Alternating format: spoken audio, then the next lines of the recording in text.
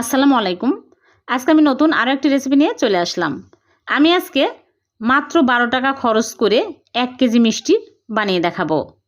এই মিষ্টি খাওয়ার পর অন্যান্য মিষ্টি খাওয়ার কথা ভুলে যাবেন। একদম নরম তুলতুলে হবে আর মুখে দিলে মিলিয়ে যাবে। অনেক টেস্টি।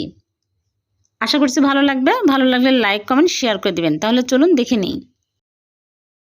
প্রথমে এখানে আমি 1 প্যাকেট পাউরুটি নিয়েছি, 12 টাকা দামের ছোট সাইজের প্যাকেট।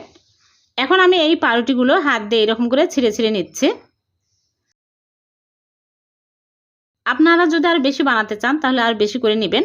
আমি 1 প্যাকেট নিয়ে নিচ্ছি, সবগুলো ছিঁড়ে নিয়েছি। এখন একটা ব্লেন্ডার জাগে নিয়ে নিচ্ছি, একদম মিহি করে গুঁড়া করে নিব। এখন একটা বোলের মধ্যে নিয়ে নিচ্ছি, এইরকম করে গুঁড়া করে নিতে হবে। তারপর এর মধ্যে দিয়ে দিচ্ছি গুঁড়া দুধ 1/3 কাপ। আমি এখানে ফুল ক্রিম গুঁড়া দুধ নিয়েছি। আর দিয়ে দিচ্ছি বেকিং পাউডার হাফ চামচের একটু কম, আর বেকিং সোডা দিয়ে দিচ্ছি 1 চিমটি, এর চেয়ে বেশি দেওয়া যাবে না।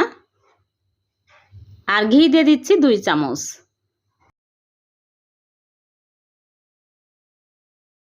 এখন আমি ভালো করে ঘষে ঘষে মিক্স করে নিব।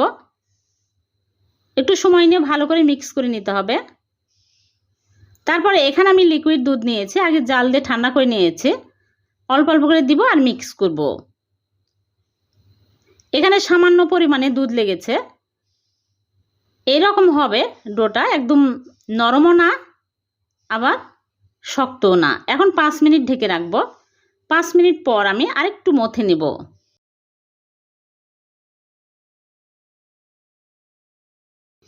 এখন আমি অল্প অল্প করে নিয়ে এইরকম করে ছোট ছোট করে খেজুর মিষ্টি শেপ দিয়ে নিচ্ছি।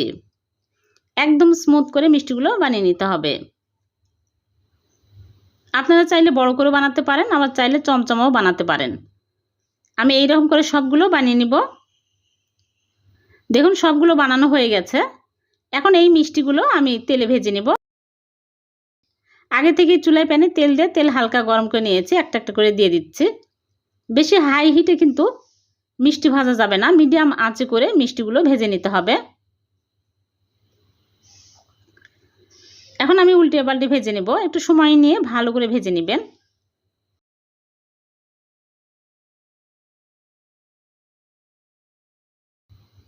আমি খেজুর মিষ্টির কালার করে তুলে নিব। এরকম হলে তুলে নিতে হবে। সবগুলো মিষ্টি আমি ভেজে তুলে নিয়েছি। দেখুন কত সুন্দর হয়েছে। এখন এই মিষ্টিগুলো এক সাইডে রেখে দেব ঠান্ডা হওয়ার জন্য। ঠান্ডা হতে থাকুক, এদিকে আমি চিনি শিরা তৈরি করে নিব। চুলায় প্যান বসিয়ে দিয়ে দিচ্ছি চিনি 1 কাপ, আর পানি দিয়ে দিচ্ছি 1.5 কাপ। 2টা এলাচ দিয়ে দিচ্ছি। এখন আমি বলক তুলে নিব। ভালোভাবে বলক চলে আসছে। এখন আমি চুলা থেকে নামিয়ে নিচ্ছি। চুলা থেকে নামিয়ে আমি মিষ্টিগুলো দিব। মিষ্টিগুলো দিয়ে জাল করার প্রয়োজন নাই। মিষ্টিগুলো দিয়ে আমি ঢেকে রেখে দিব 2 ঘন্টা। 2 ঘন্টা পর সার্ভ করে আপনাদেরকে দেখাবো। ফিরে আসলাম 2 ঘন্টা পর। দেখুন মিষ্টিগুলো ফুলে একদম রসে টইটুম্বর হয়ে গেছে, আর রসগুলো সব সোপ করে নিয়েছে। এখন আমি মিষ্টিগুলো সার্ভ করে নিচ্ছি।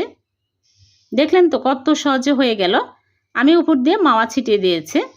হয়ে গেল মাত্র 12 টাকা খরচ করে 1 কেজি মিষ্টি।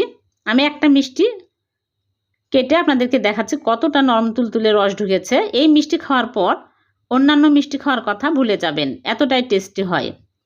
একদম নরম তুলতুলে মুখে দিলেই গলে যাবে, এতটাই মজার হয়। আপনারা বাড়িতে বানিয়ে দেখতে পারেন, খুবই টেস্টি।